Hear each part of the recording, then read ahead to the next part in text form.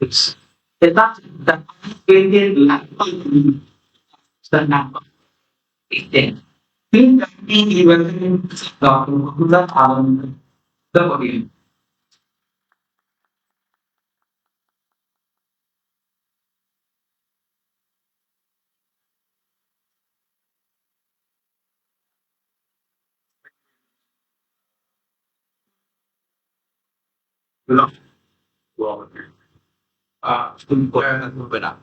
Good to be here. যেটা বলবে ছবি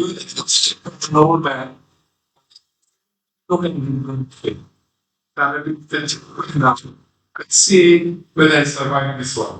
I can, but yeah, it's good to hear. And I would like to thank Dr. Rahman Mahbub, Chair, for persuading me to be here. And it's good to be here on the same stage with somebody I admire very much.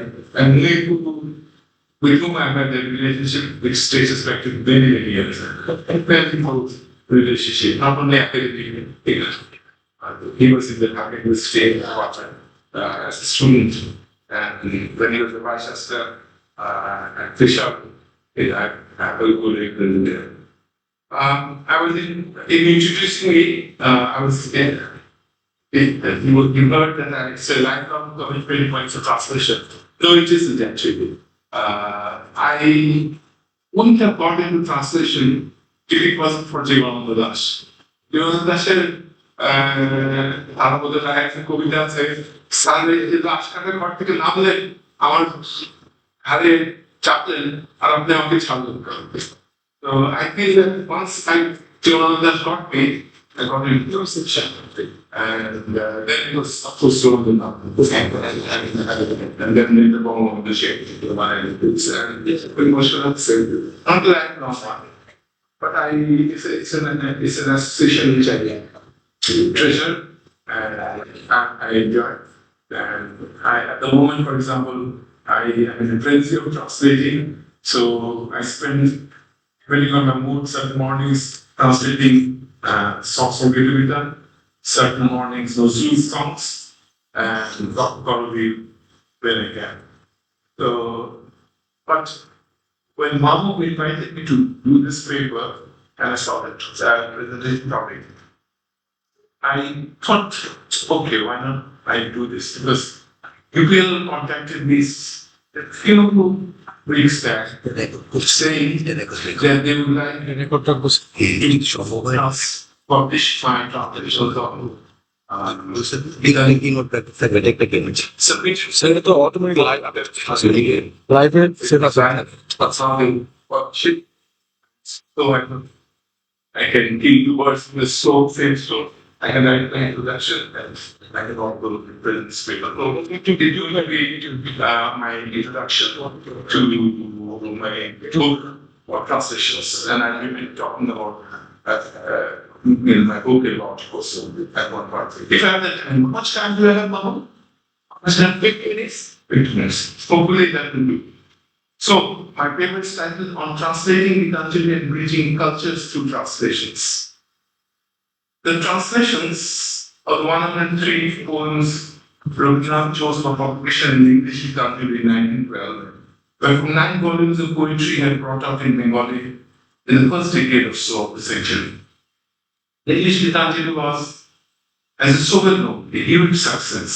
What is also well known is how this Bengali poet, wordless, unknown in the West till then, became, as it were, a celebrity there overnight. Also well known is how the book continued to be great for decades afterwards, not only in the English version in the West and in Indian subcontinent, but the translations of it by others into other languages in many other parts of the world. Indeed, a look at the index of Rabindranath Tagore 100 Years of Global Reception, the 2014 work, where the German scholar Martin Kampuchen and the Hungarian academic collecting 35 essays, I think it's in or something like that. The Hungarian, I dropped the name. Collecting 35 essays on Tagore's reception all over the world by Tagore specialists. This tells us that there have been translations of the world into 16 or so languages already. In fact, even if Tagore's overall reputation in poetry reached in Europe and North America after a while. The English Gitanjali kept getting worldwide attention for quite some time afterwards.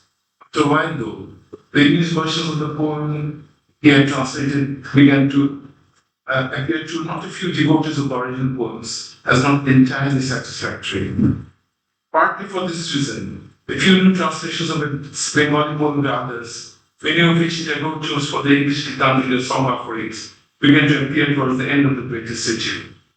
While his translators were not content with his renderings, or felt that his versions had become in some ways too old-fashioned for new generations of readers wanting to taste the flavor of the Bengali originals and youth. Also, some translators and critics pointed out that Tagore's Bengali originals are often misrepresented by the poet in his English versions. Could it be as well that so many of his Bengali poems had so possessed his translators that they felt that they had to publish them for the contemporaries in an idiom and appearance more suited to the times, regardless of their fame and high quality of his works, of his renderings? I must admit that this book of Gitanjali poems in English, I'm preparing now to present to readers in Bangladesh, whose main traditional translators who feel that the poet's own translation from his Bengali verse, inspired and gripping though they often are, unlike his later attempts at rendering his verse into English, are more often than not inadequate representations of the mostly intense, heartfelt, and meditative poems he had chosen for publication from 9 books of his Bengali poetry.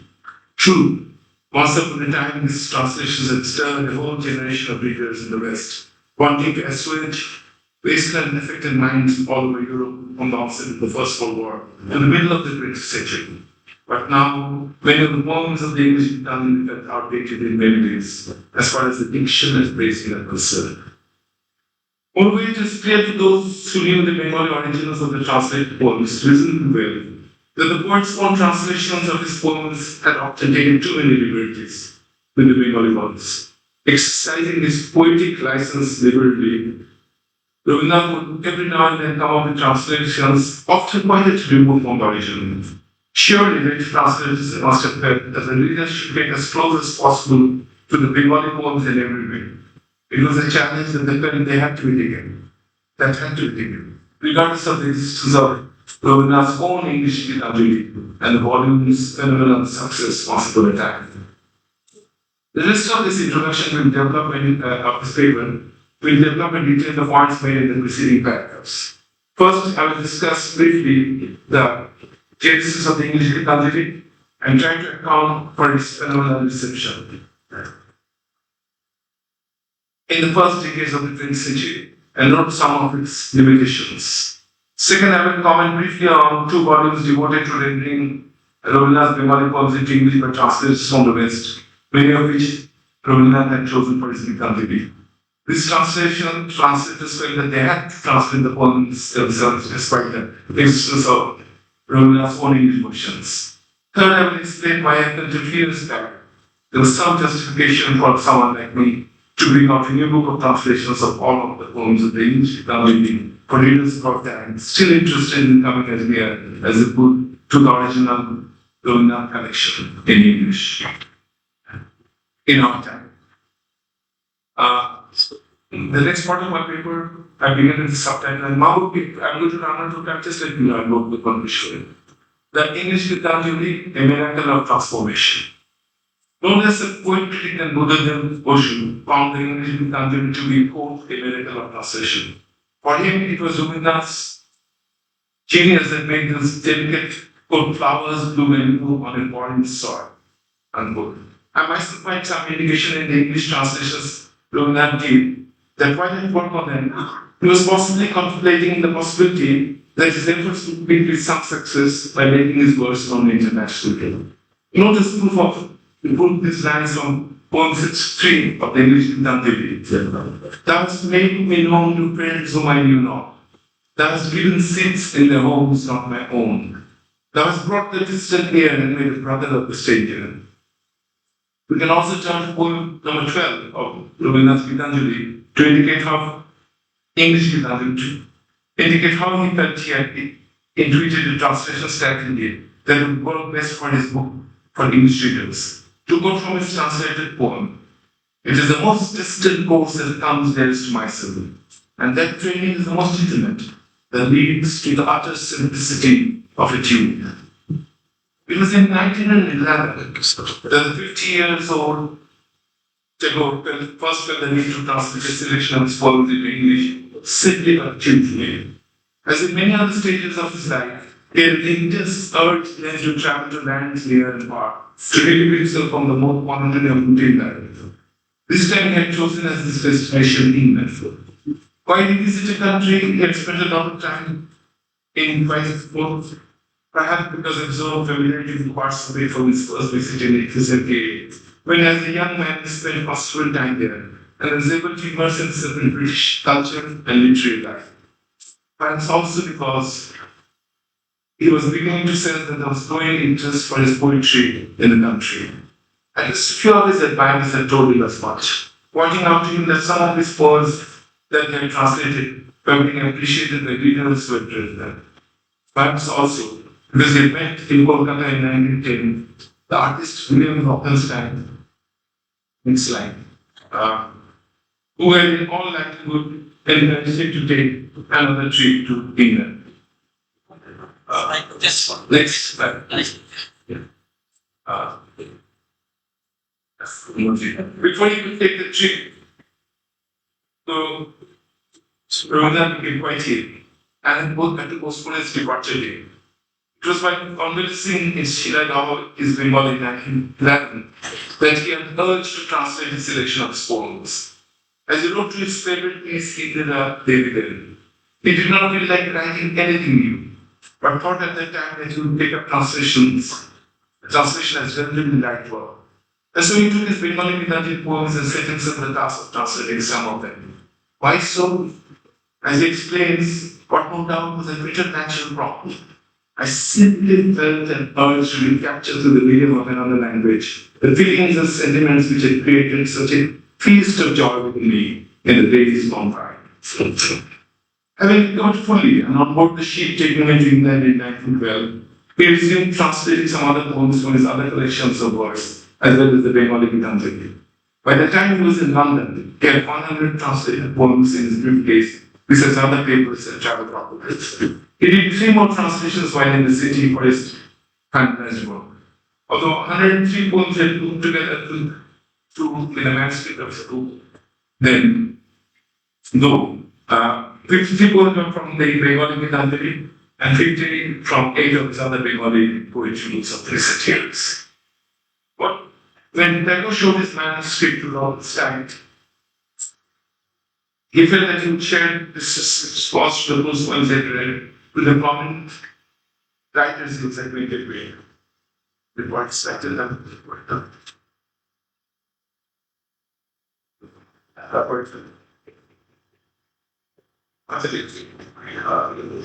It's about 7.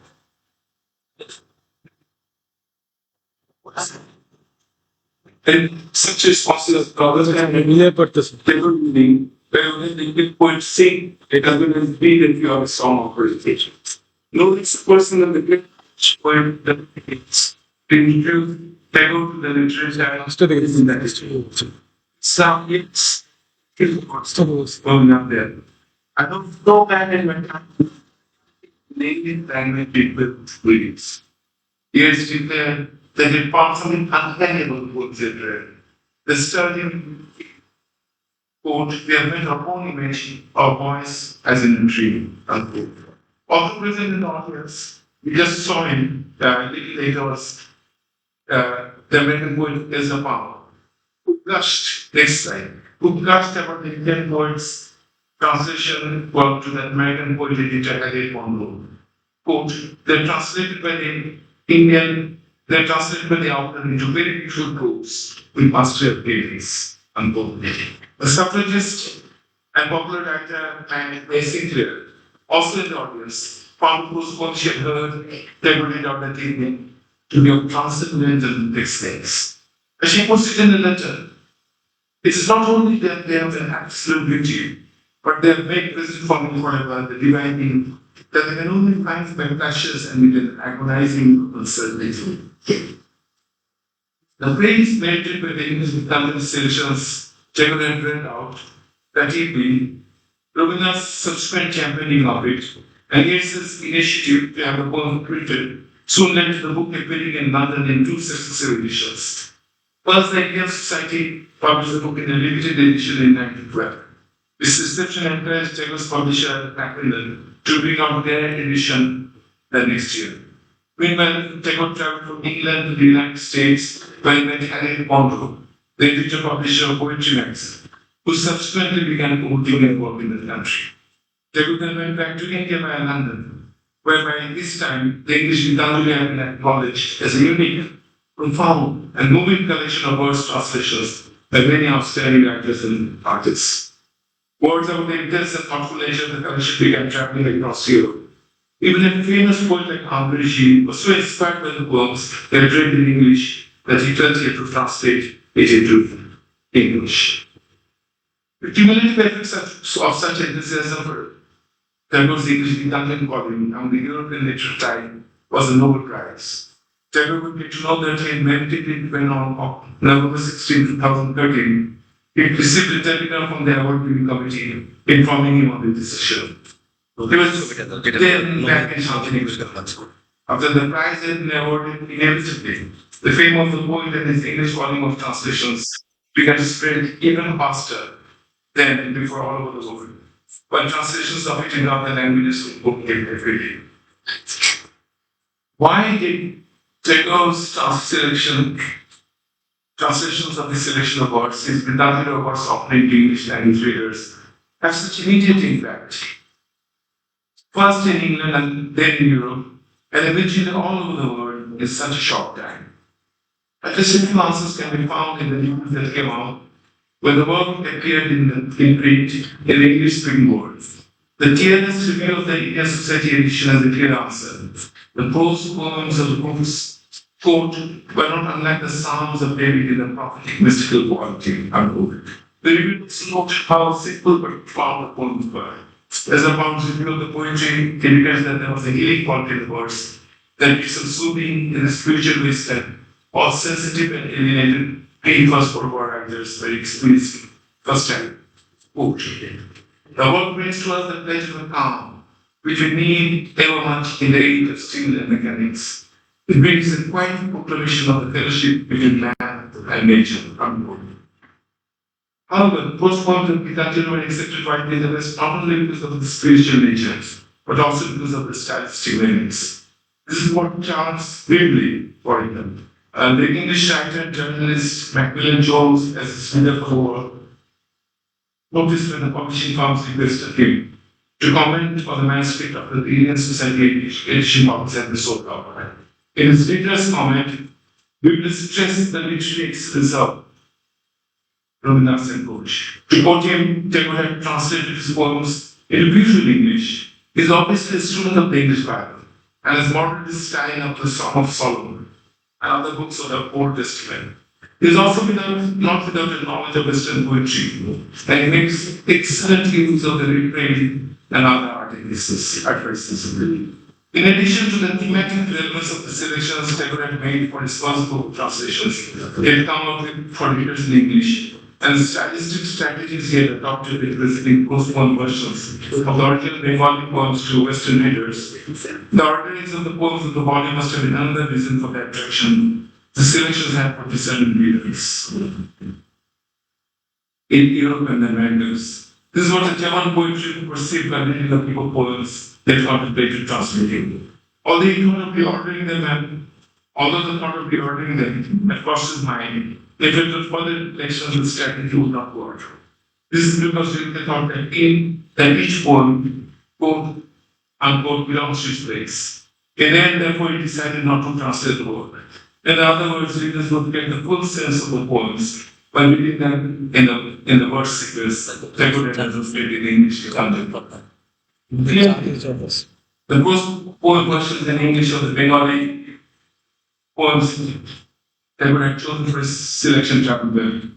Though Robert Frost had previously proclaimed that poetry is what gets lost and left out in translation, It is obvious even from this cursory survey of the immediate reception of Tagore's English Gitanjali that the volume succeeded spectacularly in its European and American journeys, which began in the second decade of the 20th century. This was not the case with his later translations, which were not done so carefully and which actually diminished his reputation as a poet translator in Europe. Following up on the points by Yeats, Pound, and T.S. Eliot, I would now like to highlight the strong points of his translations of his own Bengali poems in English Gitanjali before discussing their limitations, which made later translators feel that the new versions of the style of soothing Bengali poems are necessary. To begin, though, with the reasons why he was able to attempt to translate superbly. To illustrate the point, expressed to begin with number 35, arguably the best known and most appreciated of the 103 poems of the period. Tagore had chosen for his English Gitanjali. I would read it, but it's there and it's undoubtedly the most well-known of his translations of the body. Clearly, the translated version represents the Bengali original very well. Not only does the English version stick closely to the thoughts of the original, it also does so lyrically and quite musically. The use of anaphora, the beginning repetition, why the mind is with the word, where the words come. The use of anaphora, that is to say, the repetition of words and phrases, and the opening of successive clauses, the liquid diction, the refrain qualities that strike both the eye and the ears of the on readings, and the resulting visual as well as mnemonic experience, readers affect discerning readers immediately. Clearly, there is possible profundity and intensity of thought and powerful feelings generated by work that seem to have the recurrency and tranquility to equal work. Cumulative effect of this and other translations of his song offerings was from soul wasteland generation of Europeans, savoring the sincere and prayer-like feel of the translations and the messages they contain. Excuse me, if you don't mind. To wrap up my thoughts on the reasons for the overwhelming success of the English Gitanjali versions of this selection from his Bengali poems in the early decades of the 20th century, let me say that I feel that the best of his work in the volume have not been excelled by subsequent translators, including me. But if other translators like me have ventured into translating poems from the volumes, it is because of the following reasons. A. The quality of the translation is not uniform, and while the translation of poem 33 is close to being perfect and cannot be reliable, this is not the case in quite a few of the other translations. This is because some of the poems are not in the original Gitanjali, and some parts of the original Gitanjali, the Bengali poems in the English Gitanjali, some parts have not been translated. Also, the post-poem form, Rabindranath adopted every now and then, made a few translations in quite good sake and not quite poetic. And of course, it's archaic now. It doesn't sound, for that. In fact, while the West-led feelings of the first generation of modern writers and artists in Palm had found it in Rabindranath's soothing and prayer-like general meditations, later generations did not have the same feeling. This is because they did now consist of post-war modernists, devastated mentally by the devastation brought all over the world by the nationalist-inspired violence and imperialist challenges, as well as alienated by industrialism and the mechanization of life. They were thus no longer willing to turn to the kind of consolation provided by Rabindranath's translations as well as orthodox religious traditions, making use of verses, hymnals, and prayer rituals. In time then, Rabindranath's reputation as a poet suffered in the West. Nevertheless, the English Gitanjali poem continued to be printed by Macmillan. Indeed, turning to Amazon's page in Google now, I find the term informing those visiting the page that the book has been a perennial bestseller since publication, although the online firm wrongly dates that year as 1910. However, the English Gitanjali poems are definitely not as widely read as before. For sure, Tagore's reputation as a poet translator diminished steadily almost decade by decade.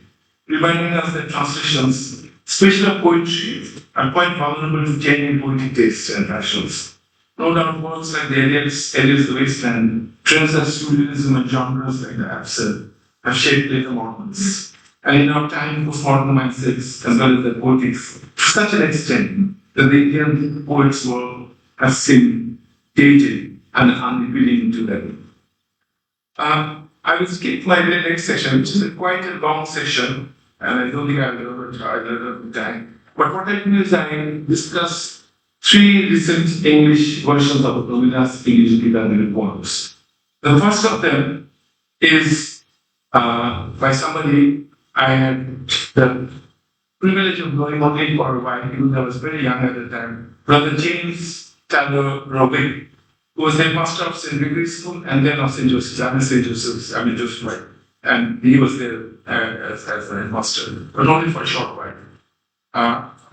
He came to Bengal in 1941, stayed here for a long time, translated 1 to 7 poems, but they're all from the Bengali Gitanjali. So he translated 53 of the English, Bengali, the English Gitanjali poems that appeared in the English Gitanjali. The rest are from the Bengali book. And it was published by Dhaka in UK in 1983. Later on, in 2002, Notre Dame, Indiana's Soaring Books reprinted it with a short foreword by William Dandichi. Dandichi feels that the translations are very up to date, very modern, and he notes that Rabindranath's own translations, quoting him, often conceal as much as they reveal. So Rabindranath did not do complete justice to his own work. So this is actually his feeling, very eminent translator. And he sees Brother James's similar, clear, unrhymed translations as a new opportunity to present Rabindranath to contemporary readers. And so, we have a recognition from somebody who was one of the leading translators of Rabindranath at that time, and a scholar also of Rabindranath. The second translation, again, I read this extensively, and this I'm reading bits of it, talking about it, is the Englishman Joe Winter, who also translated Johann Dash. So he fell in love with Bangla, he came to our country and translated Johann Dash and Rabindranath. His book is called Rabindranath Tagore's Song of Prince Gitanjali. He too went to the Bangla Gitanjali, the one student was in Bangla Gitanjali. So he decided not to translate the other 50 poems from the other collections. Winter says almost the same thing as that. That is to say, in his introduction to his book, he says that this English translating is Rabindranath representing the original, also heritage. So the original is not there most of the time as it is in Bangla. He says he rewrote some of the poems in English in a different style.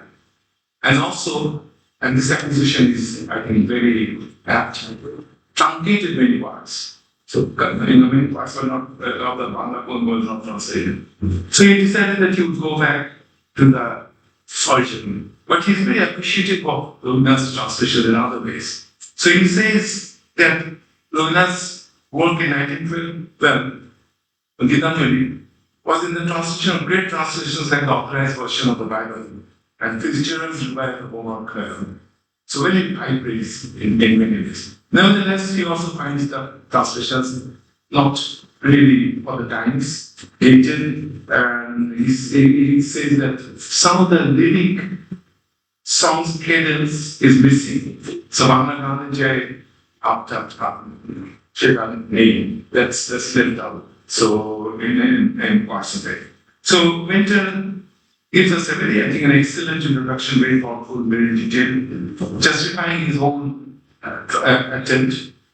He doesn't say anything about Brother James. He perhaps did not say Brother James' translation because it was written in Bangladesh at the time and elsewhere. And so he was the second translator, followed by the James, to go back to the original Bangla Gitanjali poems. The third was Radici himself. In 2011, he came out with a book called Gitanjali, a new translation. And what he does is he goes to the Bangla, the English Gitanjali, but he does not go to the final version which was given to Yeats. And what he does is he takes the earlier version, which he later on this time, which consisted of, I think, 83 plus poems.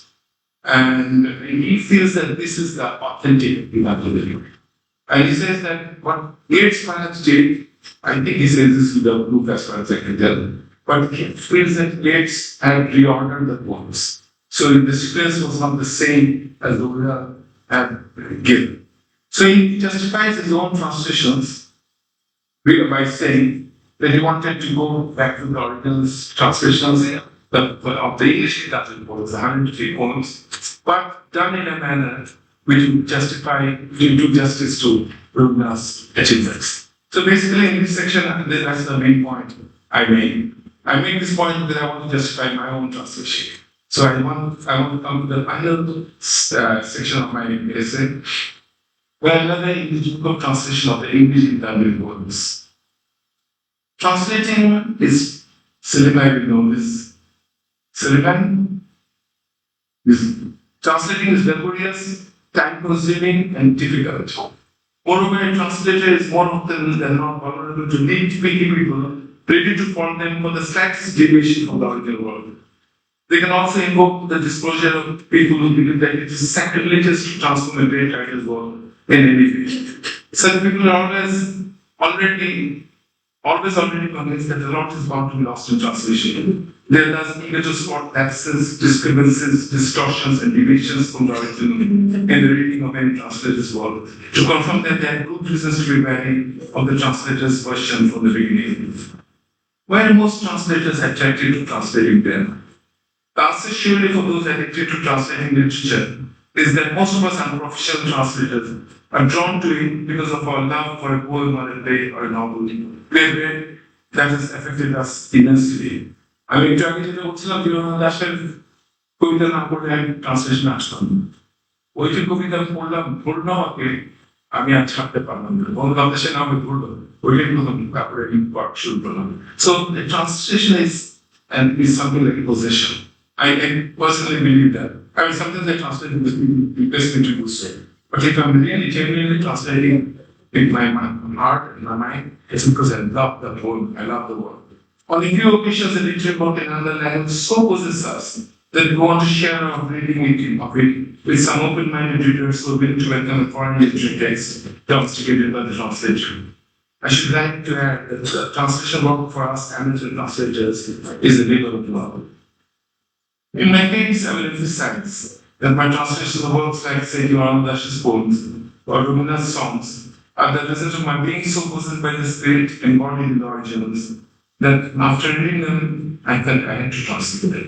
For others who may not have access to the originals, or who might want to see a beloved work in a new dress, I believe that only men so possessed by the true spirit of translation can the translator render a work from one language to another successfully. And I'll say that I translated my Gitanjali poems in a few weeks. I just got into it and did it in great well. And now, hopefully, it's going to be published 5 years later.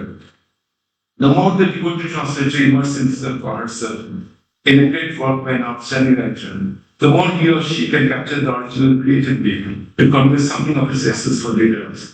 There's also such a delight in such difficult work. I think of Faust's poem Delight in Disorder. Why else would Prabhuji, Quinter Radici, and now someone like me want to translate into English and already translate the work, translated famously by the author himself a century ago? Why else would us translators make ourselves vulnerable to people thinking, here is an invitation of an invitation of an invitation by someone incapable of original work? And the bonus is the bridging of cultures that may result from the effort. Clearly, This is why so many of us have attempted, I'm the fourth, I think, in translating the same poem into English, in addition to a collection of poems. This is when Ravena's English translation was translated into Indian global languages. I'll skip this. Let me explain in the rest of my paper why and how I chose to translate the poems sorted out by paper from Bengali publications of the first decade of the 20th century for his Indian 1912 Indian Society publication.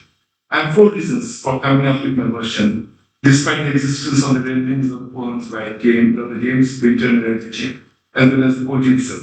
The first is that I wanted to record all 100 people that playing Gitanjali, since I believe Tagore had chosen them after some deliberations on the nature of his debut poem. In contrast, Father James and Winter had opted to make only the Bengali Gitanjali their source text, and Retici has been an ultimate manuscript, now in their office 10 papers, and not the final one, handed over to the Indian Society. Second, in translating these poems anew, I set myself the task of sequencing them as their final manuscript versions of the book he published in English. I argue in my paper, speaking to this section, that it begins with an invocation to the Almighty. The next 3 poems want to talk about union with Him, with the Beloved, and then the poems about his doubts, whether God will accept him or not, about his eligibility. And then his feeling that he is going to be accepted and his excitement at the thought of union. But then, thought of death, because you can only be united through death, was a strange and terrifying thing.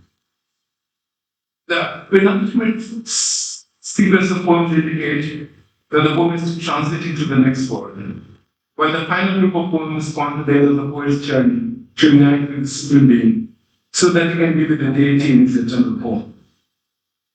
So, I wanted to go back to the original ordering, which Retici didn't. And as for stylistically, I tried to translate the poems in the form that it appears on the page. So, when the mind is, without fear, leaves out the 5 or 6 lines and changes things here and there. I try to, the poem as it appears on the page, I try to follow that. Retici, I would say, there's this fallacy related form. Retici, in fact, translates this song as a song. So, he has the song line come back again and again. And I found that tedious when I looked at it. But I don't want to promote my translations, and I'm not going to say anything more. But what I think I did was I did not use rhyme. This is one expression, as it is in the Bangla, because I think rhyme in English is now something that bothers the ear. If a poem is totally rhyme, poetry has changed, and it's not the same. So for our generation of readers, having the same line seems not essential. I did so when I translated my first poems for the essential Tagore. I tried to stick to the line, and then later I felt that maybe I don't need to. I shouldn't actually try something different. So that's all I have to say. I have some samples of my work. Last question. So, second lesson. So, second lesson. So let me just end by reading my translation of the last poem. আমার তুমি অসাধারণ একটা গান অশেষ করে যাও প্রিয় গান সেটা. So this is my translation. You take delight in making me endless. Emptying me fully, you feel life till I'm born anew. Taking the little fruit that I am, we cross hills and river banks, inducing many a tune from me. Who could I tell all this to? In your everlasting palace, this heart of mine loses limits and enjoy endless song stream of me. Night and day, ceaselessly, you bestow your gifts on me. Ages pass, but there's no end to what you give me. I'm sorry, I didn't read that. Therefore, this is not the last one. Can we read the last one? Last one,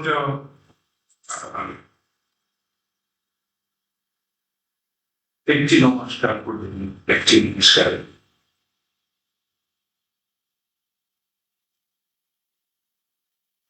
In one salutation to you, O Lord, with only one salutation, let me kneel before you and be your supplicant, that dense rain clouds might trouble my troops.